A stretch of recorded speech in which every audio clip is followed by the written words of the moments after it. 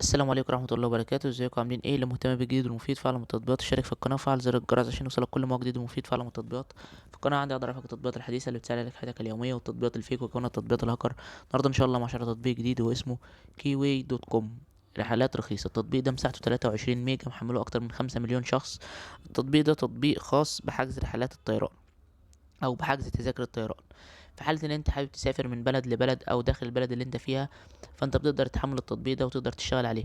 تقدر يعرفك اسعار تذاكر الطيران الموجودة في البلد اللي انت فيها لجميع شركات الطيران العاملة برضو في البلد اللي انت فيها.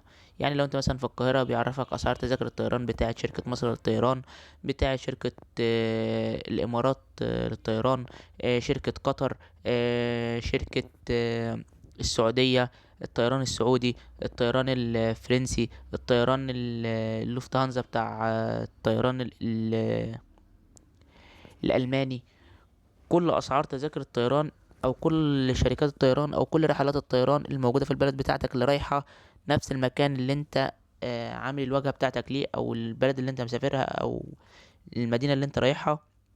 بيقدر يعرفك اسعار تذاكر الطيران بتاعها، والرحله هتتحرك امتى، واقرب ميعاد للرحله اللي انت عايزها. يعني انت مثلا عايز تروح يوم الجمعه ومفيش طيران للشركه اللي انت رايحها يوم الجمعه، ممكن يقول لك بقى نفس الشركة دي يبقى في مثلا طيران متواجد مثلا يوم السبت او يوم الاحد او يوم الاثنين.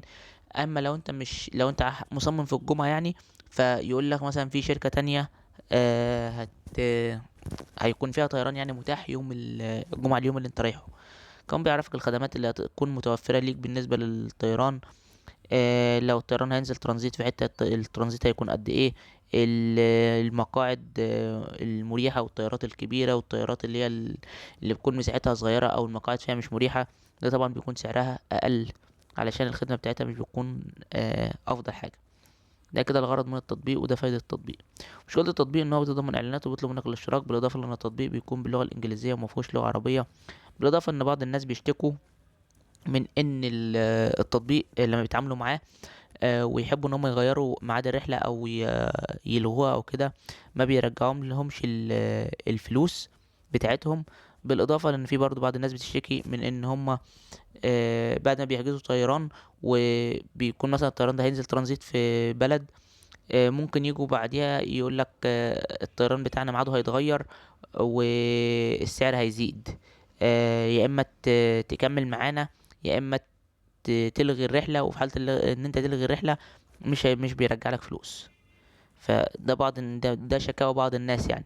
انما كمجمل التطبيق التقييمات العامة بتاعته 4 نجوم و3 من 10. ف4 نجوم و3 من 10 ده تقييم كويس بالنسبة للتطبيق.